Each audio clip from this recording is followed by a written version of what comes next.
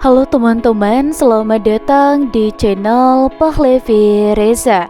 Hari ini kita akan membahas sebuah alur cerita film yang seru banget nih. Dan inilah untuk alur cerita filmnya.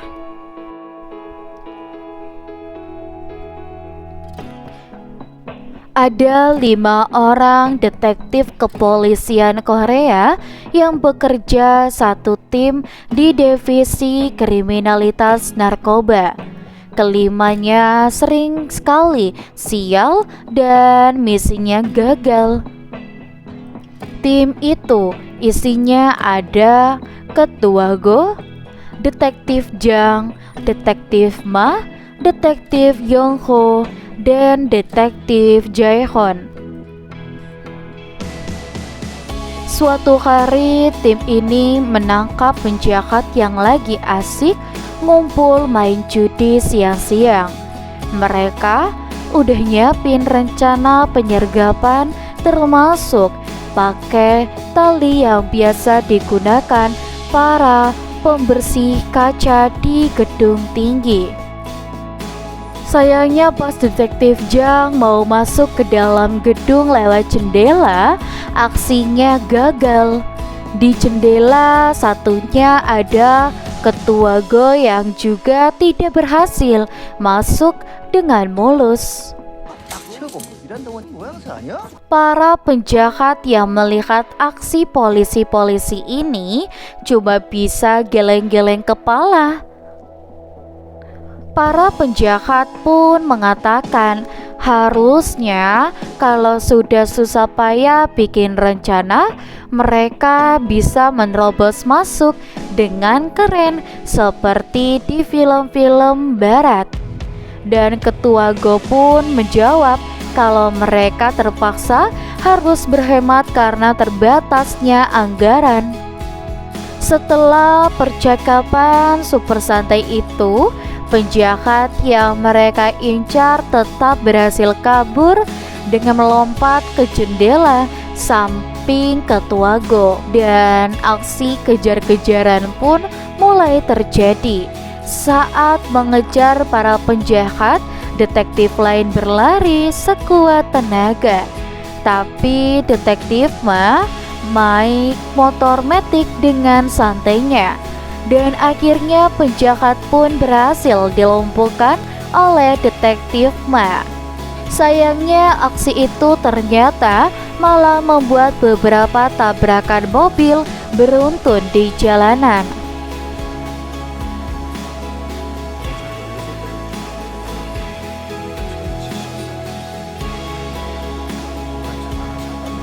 Dan meski tidak ada korban jiwa, mereka tetap kena omel pimpinan mereka karena membuang banyak anggaran untuk ganti rugi, padahal hanya menangkap penjahat kelas teri. Setelah dimarahi pimpinan, mereka keluar ruangan dengan tidak semangat. Di dekat pintu keluar, mereka bertemu dengan tim lain yang dipimpin Ketua Choi. Ketua Choi mengajak mereka makan enak untuk merayakan kenaikan pangkatnya. Dan saat berada di tempat makan, Ketua Choi berbincang dengan Ketua Go. Dia memberikan bocoran informasi tentang pergerakan gembong narkoba bernama Lee Mobai. Dan Ketua Choi menawarkan misi bersama agar Ketua Go bisa segera naik pangkat juga seperti dirinya. Misi itu pun dijalankan oleh tim Ketua Go. Para anggota pun mulai menyamar di daerah Changcheodo yang diperkirakan jadi markas Mobai dan anak buahnya. Penyamaran pun dilakukan siang hingga malam. Ada yang menyamar menjadi kuli bangunan, pegawai PLN, dan guru karate, dan tukang bersih-bersih jalan. Khusus detektif Ma, tugasnya adalah mengintai dari atas gedung seberang dan ibu-ibu yang tinggal di daerah situ sering melihat detektif Ma mengintai. Dan dia pun menjadi risih dan takut karena mengira detektif Ma sedang menguntit dirinya. Dan akhirnya dia lapor polisi. Detektif Ma dan anggota tim lain akhirnya harus adu argumen dengan polisi atas tuduhan sebagai penguntit. Dengan terpaksa, mereka pun nurut sama polisi dan mau ditangkap agar penyamaran mereka tidak ketahuan warga sipilnya. Dan saat sudah berada di dalam mobil polisi, para detektif ini memberitahukan kalau mereka semua sejenis dan sama-sama polisi. Setelah aksi menyamar menimbulkan masalah, mereka pun memutuskan untuk mengintai dari kedai ayam goreng di seberang. Setiap hari mereka duduk di sana sambil memesan ayam goreng yang rasanya bahkan tidak enak. Saking parahnya rasa ayam goreng yang dijual di situ, hanya mereka satu-satunya pengunjung yang datang selama seminggu berturut-turut. Mereka pun mulai frustasi karena selama seminggu belum ada tanda-tanda munculnya Mubay, si pemimpin bandar narkoba. Dan adu argumen pun mulai terjadi karena rasanya pengintaian tersebut terasa sia-sia. Dan saat saling beradu argumen, detektif ini melihat kedatangan Yobay untuk mengendarai mobil mewah. Dan mereka pun terkejut dan langsung fokus mengintai. Dan tiba-tiba penjual ayam goreng menegur tingkah mereka yang aneh dan terlihat seperti anak kecil sedang bermain. Perhatian mereka pun jadi teralihkan sebentar karena penjual ayam goreng itu, dan saat kembali mengintai, Mubay sudah tidak ada. Mereka pun mulai memikirkan strategi untuk mendapatkan informasi.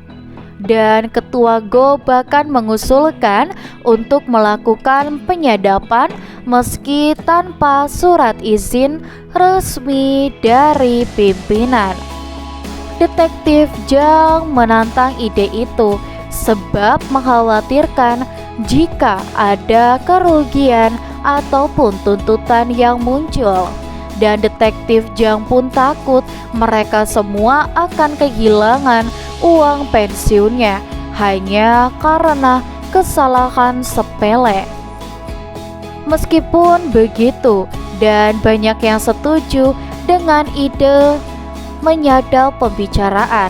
Dan tepat saat mereka berdiskusi di mana caranya bisa masuk ke dalam sana, terlihat seorang pengendara motor berhenti di depan gedung dan lalu masuk ke dalam. Ternyata dia adalah pegawai pesan antar makanan.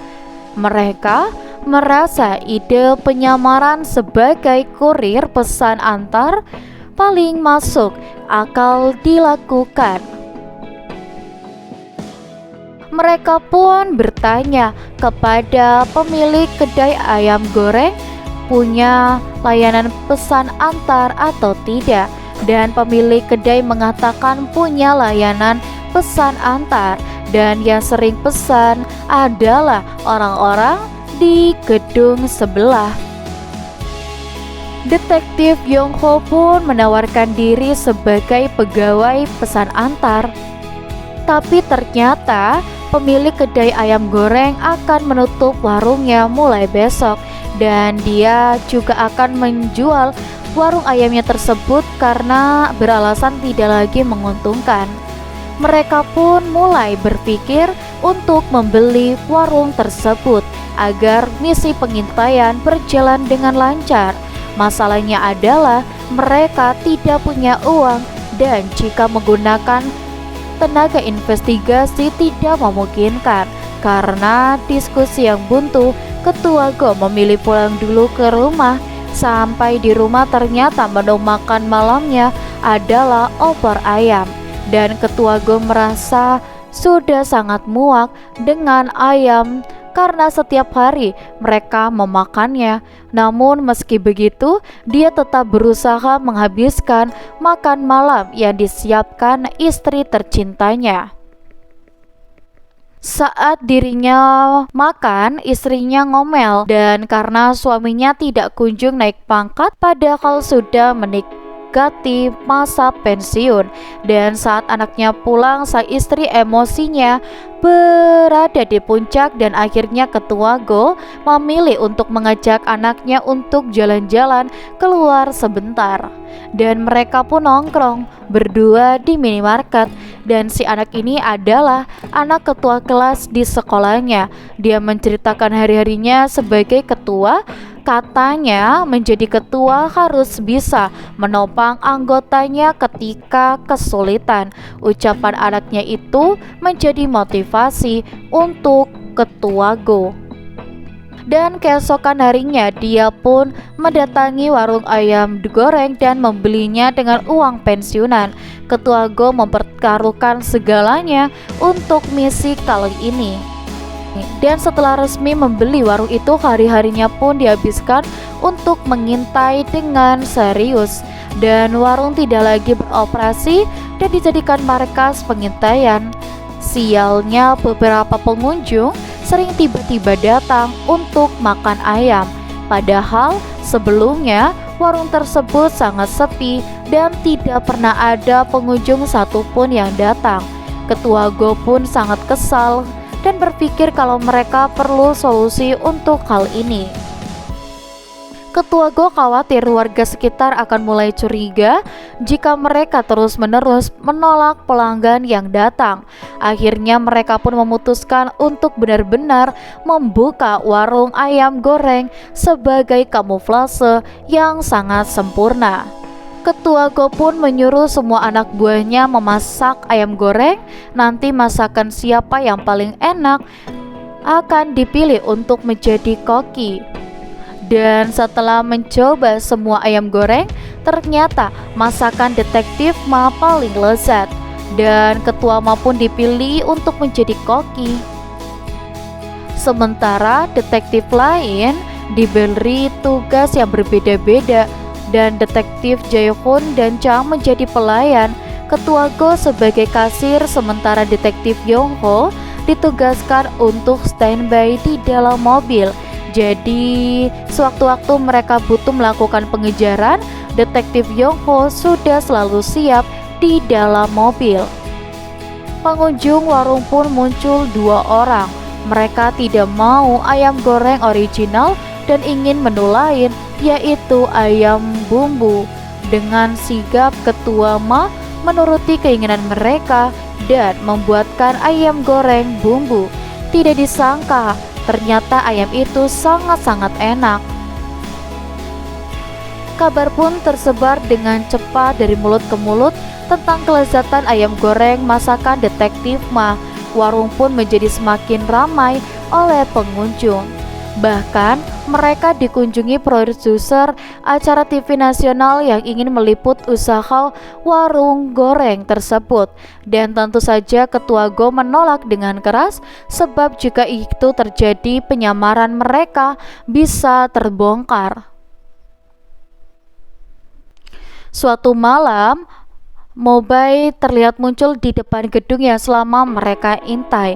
Detektif Yong-ho yang selalu standby di dalam mobil mengabari teman-temannya lewat walkie-talkie, tapi tidak ada respon sama sekali, sebab para detektif sedang sibuk melayani pengunjung warung ayam mereka. Saat mobil Mubai bergerak, detektif Yongho mengikutinya sendirian sampai di persimpangan. Dia kehilangan mobil Mubai dan merasa sangat frustasi sebab tidak ada temannya yang membantu pengejaran sama sekali.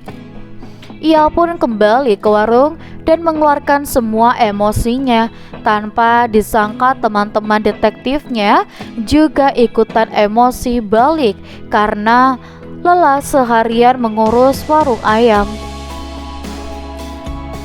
Detektif Yongho pun mengingatkan kembali kepada mereka bahwa warung ayam ini hanyalah kamuflase.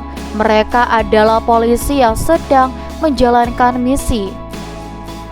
Dan akhirnya solusi yang disepakati adalah mereka akan menaikkan harga ayam menjadi mahal dan tidak masuk akal. Tapi ternyata trik itu tidak berhasil. Pengunjung tetap mau datang dan ramai seperti biasanya. Meskipun begitu, anehnya para penjahat di gedung seberang tidak pernah memesan ayam mereka. Malamnya tiba-tiba muncul pesanan delivery ayam goreng ke gedung seberang dan mereka pun segera bergegas menyiapkan pesanan para penjahat itu dan mulai mengantarnya. Dan saat sampai di depan pintu, yang mereka temukan bukan lagi anggota gembong Mubai, tapi ternyata yang pesan ayam goreng adalah ibu-ibu yang dulu pernah melaporkan detektif Ma ke polisi atas tuduhan menguntit. Dan sang ibu mengatakan kalau dialah pemilik gedung ini dan penyewa sebelumnya baru saja pindah. Dan artinya mereka kehilangan para penjahat yang sudah diintai selama berbulan-bulan. Sialnya, keesokan harinya warung ayam mereka muncul di acara TV nasional. Dan produser yang dulu ditolak Ketua Go merasa sakit hati dan akhirnya meliput warung ayam tersebut. Dan dalam liputan tersebut, produser menyebarkan kabar buruk tentang warung ayam mereka. Akhirnya pengunjung pun mulai sepi. Pimpinan polisi yang mengetahui kemunculan mereka di acara TV juga memberi hukuman berupa skor sementara. Sementara di sisi lain, Mubai merasa kesal dengan warung ayam detektif yang ramai itu. Mereka bahkan terpaksa pindah markas karena banyak yang muncul orang-orang di wilayah itu karena ingin mengunjungi warung ayam Ketua Go. Dan salah satu anak buah Mubai bernama Jung memikirkan sebuah ide. Jung mendatangi Ketua Go sebagai pembisnis dan mengatakan kalau ingin membeli warung mereka sebagai franchise, dan Jung menyampaikan kalau ingin membuka warung di seluruh Korea Selatan.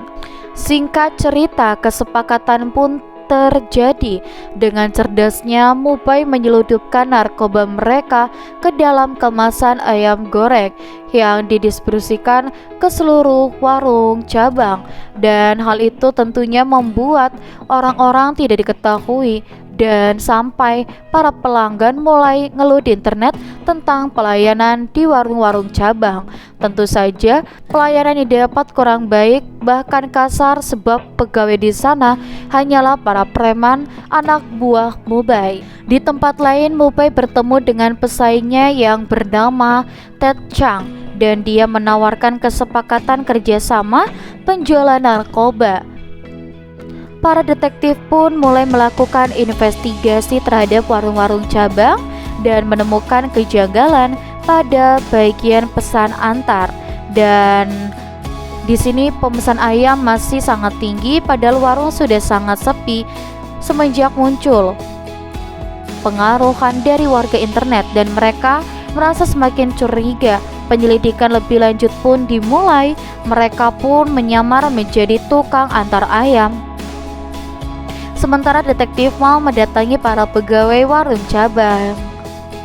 Ia pun mengatakan dirinya dari kantor pusat.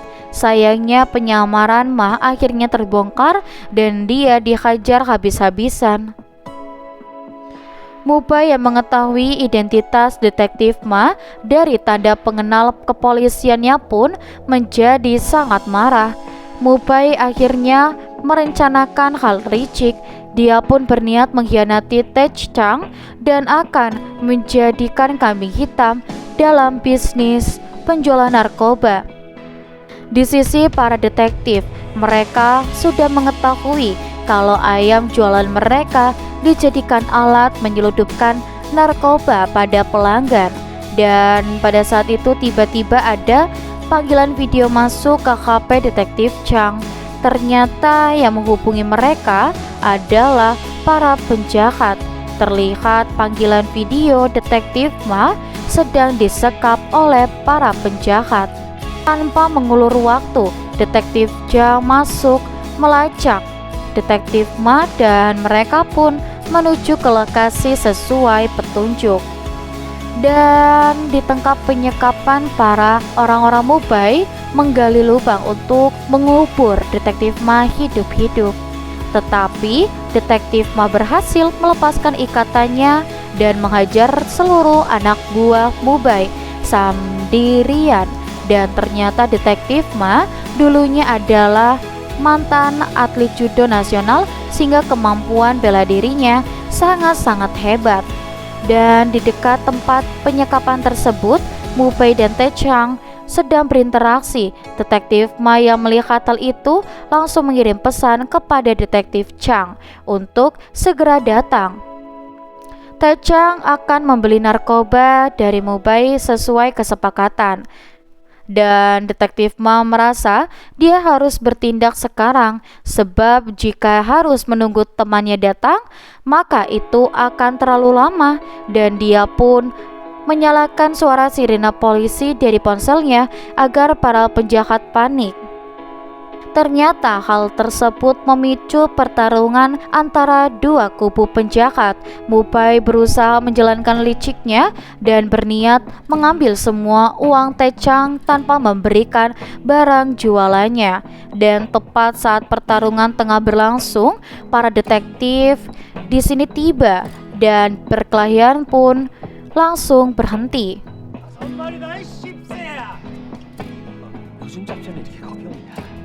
Mubai tidak gentar sama sekali karena lawannya hanyalah 5 orang detektif kepolisian saja. Akhirnya pertarungan pun terjadi. Dari sinilah diketahui fakta mengejutkan kalau kelima detektif ini dijadikan satu tim karena masing-masing dari mereka memiliki kemampuan luar biasa. Detektif Ma adalah mantan atlet judo nasional. Detektif Yoho dulunya mantan anggota khusus tentara angkatan laut. Detektif Chang adalah juara Muay Thai se-Asia. Detektif Jaekwon adalah anggota bisbol di Korea, mendapatkan latihan yang berat sehingga fisiknya sangat-sangat tangguh. Sementara Ketua Go memiliki julukan zombie yang berpengalaman menangani kejahatan dan dijuluki sebagai zombie karena pernah mendapatkan luka tusuk sebanyak 12 tusukan, tetapi dia masih hidup dan sehat sampai hari ini.